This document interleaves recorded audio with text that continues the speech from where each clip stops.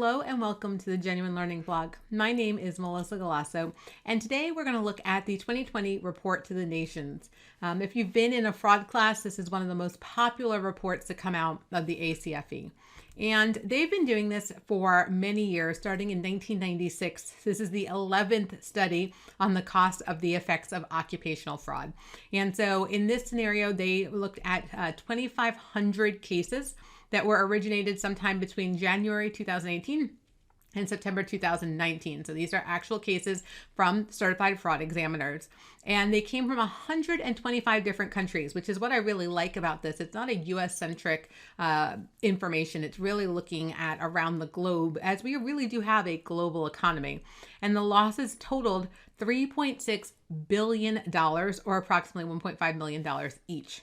And we've been looking at the report to the nation for years. It typically comes out on the even years, so 2016, 18, 20.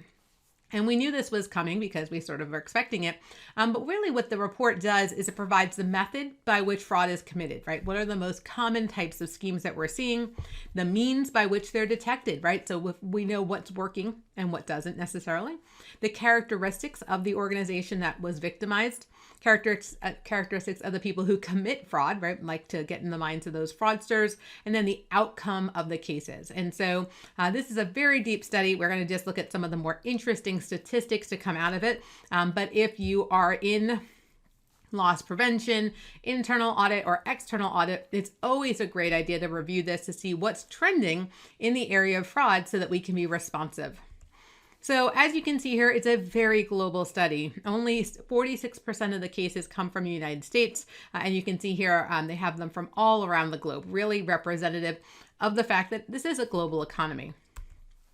When we look at the typical fraud case, it takes about 14 months before it's detected. So the fraudster is committing fraud for over a year before they are caught, and the cost of the loss is on average $8,300 per month. So you can kind of tell this is kind of interesting. In addition, what I thought was very interesting across the board was that corruption was the most common scheme in every geographic region. So it didn't matter where you were from, corruption, number one area that they saw for fraud.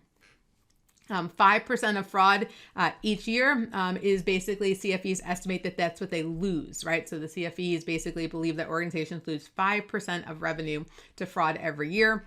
The median case, or the median loss per case was $125,000, but the average loss, so thinking about median versus average, was $1.5 million, right? So just to give you perspective, so some of them were very large, which kind of skews the average as you go through this.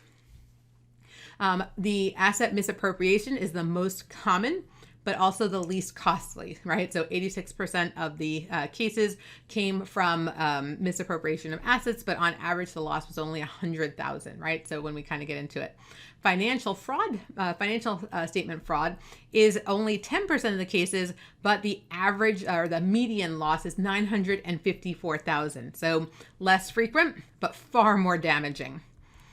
So how are we dealing with this? Well, 43% of schemes came in from a tip, and half of those were from employees. So we know hotlines work. Telephone hotlines and email were used by whistleblowers in 33% of these cases.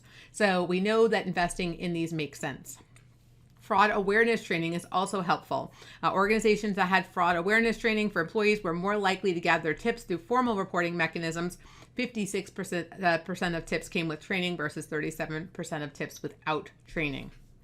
Now, when we get into this, what are some of the anti-fraud controls, right? So hotlines, right? We see an increase of them over the last decade, up 13%. Anti-fraud policies, up 13%. Fraud training, up 11%, right? So we're starting to really invest in these controls to try to prevent fraud. A lack of internal controls, however, contributed to nearly 1/3, right? Giving them opportunity for these fraudsters does contribute to fraud. And the presence of anti-fraud controls is associated with lower losses and quicker detection. So not surprising there. So when we think about small organizations, a lot of times, people say, oh, well, we know everyone, we're like a big family, but billing fraud is 2 times more likely in a small business than in a large business, 2 times more likely for payroll fraud, and check and payment tampering were 4 times higher, right? So even small businesses do have fraud risk. When we look at it, male versus female, who is actually committing the fraud?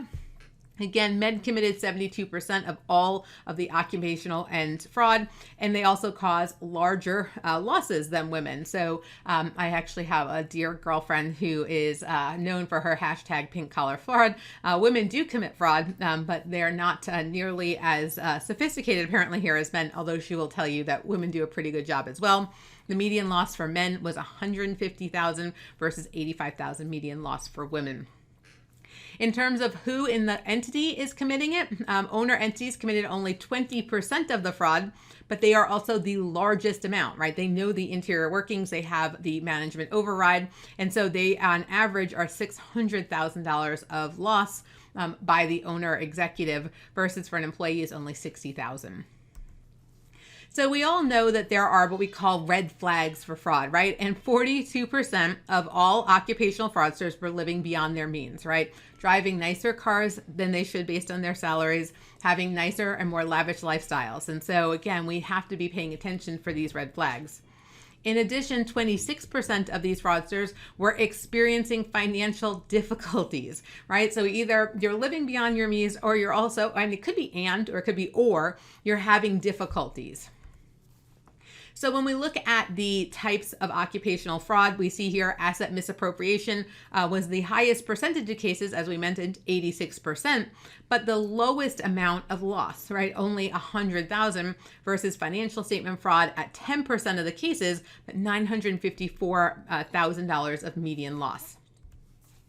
When we say misappropriation of assets, that's a very large, very diverse area, right? That includes check and paper tampering, billing, cash larceny, payroll, skimming, cash on hand, expense reimbursement, right? It's a pretty large area. So we're not just saying that they're stealing inventory, right? That's often what comes to mind here.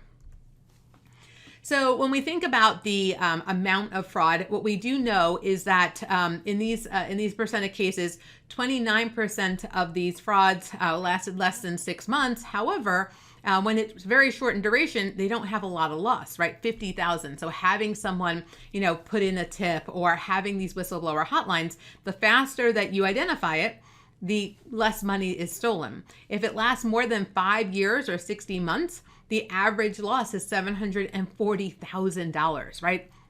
So on average, or I guess again, the word average is so bad because it's not truly what we're measuring here. The median duration of the fraud was 14 months.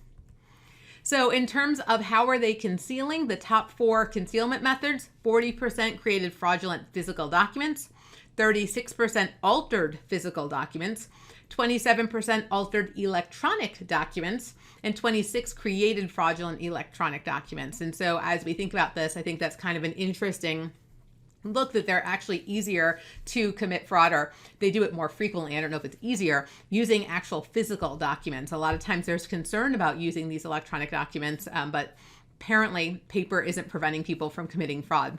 What I thought was also very interesting was 12% of the time, they didn't have any attempts to conceal the fraud. So kind of a bold understanding there.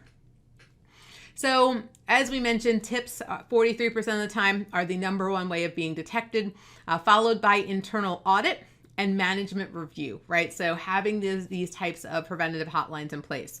If we are looking at of the tipsters, employees were 50% of the time, a customer 22% of the time, 15% of the time they were anonymous, and 17% of the time it was the vendor who gave the tip. So lots of fun facts for today's course. So today's message today to everyone. So we just like to keep you up to date. Obviously, if this is an area of interest to you, definitely would recommend that you dive in a little bit more because there's so much juicy content within here. But for today, that's it for today's blog. Hope to see you on a future blog. Have a great day, guys. Bye-bye.